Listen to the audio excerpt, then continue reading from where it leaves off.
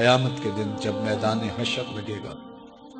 تو آپ جانتے ہیں سب سے پہلا سوال نماز کا ہوگا اور سب سے پہلا فیصلہ قتل کا ہوگا، اور ان میں ترجیحاً ان بچیوں کا کیس پہلے لایا جائے گا جو زندہ درگور کر دی گئی، اور احکم الحاکمین کا دربار ہوگا، ظالم مجرم باپ کھڑے ہوں گے، اللہ ان بچیوں سے سوال کرے گا تمہیں کس جرم میں قتل کیا گیا، تمہارا قصور کیا تھا؟ اسباب جرم تو مجرم سے پوچھے جاتے ہیں کہ تم نے یہ جرم کیوں کیا؟ علماء فرماتے ہیں کہ ان بیٹیوں کے ظالم باپ اس قابل نہیں ہیں کہ اللہ ان سے بات بھی کرے، اس لیے ان سے نہیں پوچھا جا رہا، ان بچیوں سے پوچھا جا رہا ہے بِأَيِّ ذَنبٍ قُتِلَتْ، تمہیں کس جرم میں قتل کیا گیا، کیا قصور تھا کہ تمہارے ظالم باپ تمہیں زندہ درگور کر گئے؟ میں کل سے یہ سوچ رہا ہوں کہ ایک عدالت تو ان بچیوں کی لگے گی اور ایک اور عدالت لگے گی جس میں زینب بھی کھڑی ہوگی، اور اللہ زینب سے بھی پوچھے گا کہ 7 سال کی معصوم شہزادی جس کی زندگی نوچی گئی، جس کی آبرو نوچی گئی، اور پھر تمہیں قتل کر کے کوڑے میں پھینک دیا گیا، تیرا کیا جرم تھا کہ ظالم وحشی درندے نے، جنسی بھیڑیے نے تیرے ساتھ یہ بدترین سلوک کیا کہ زبان اس سلوک کی کہانی بیان کرنے کا بوجھ نہیں اٹھا رہی، تو اس کا جواب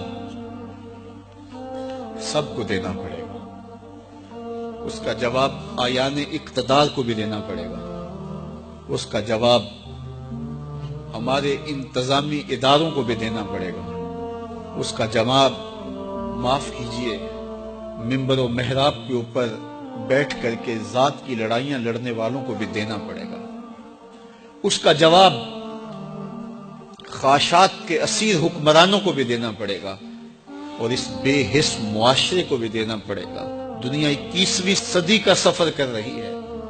اور کیا ہم پلٹ کے پھر دور جہالت میں چلے گئے؟ ایک تو یہ المیہ کہ 7 سال کی معصوم کلی مسل دی گئی،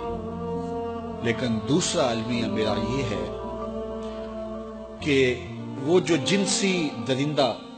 وحشی بھیڑیا 7 سالہ بچی کو اپنی ہوس کا نشانہ بناتا ہے، وہ چھانگا مانگا کے جنگلوں سے نکل کر آیا ہوا کوئی جانور تو نہیں تھا، وہ کسی بل سے نکلا ہوا سانپ تو نہیں تھا، وہ اسی معاشرے کا فرد تھا، اس کو کسی ماں نے جنم دیا، کسی باپ کی آغوش تربیت میں رہا، کسی درس گاہ میں بھی گیا ہوگا، اس کے دوستوں کی بھی ایک سوسائٹی ہوگی،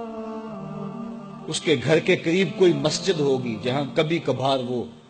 خطبہ جمعہ کے لیے شاید چلا جاتا ہو۔ کیا ان میں سے کوئی ایک بھی نہیں تھا جو اس کو درندہ بننے سے روک کے انسان بنا دیتے؟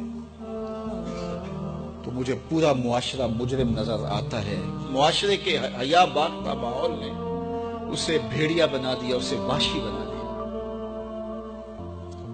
تو آج میں اور آپ دیکھیں ہمارے تعلیمی ادارے بچوں کو پیسے کمانے والی مشین بنانے کی کوشش میں لگے ہوئے، اور والدین کی بھی خواہش ہے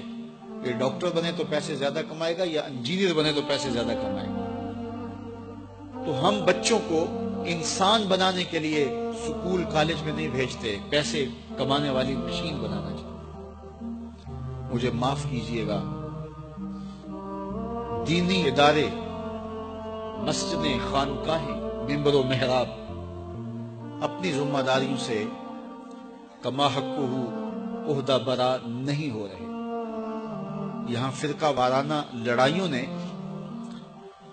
ہمارے وہ موضوع چھین لیے جس سے قوم سازی کا عمل ہوتا۔ حکمرانوں کی شکلیں دیکھیں، ان کے مکروہ چہرے دیکھیں اور ان کے رسمی بیان دیکھیں، پھر احتجاج کرنے والوں کو گولیوں کی بوچھاڑ سے بھون دینا، وہ فیض آباد میں ہوں یا ماڈل ٹاؤن میں ہوں یا قصور میں ہوں۔ یہ ہمارے حکمرانوں کے مکروہ چہرے ہیں جس سے نقاب اتر گیا ہے، لیکن ہماری قوم پھر بھی ان کو اپنا نجات دہندہ سمجھتی ہے۔ تو پھر کاٹیے سزا، پھر ایک زینب نہیں گلی گلی زینب ہوس کا نشانہ بنے، پھر ایسے جنسی درندے گھر گھر سے نکلیں گے اور یہ معاشرہ انسانوں کا معاشرہ نہیں رہے گا،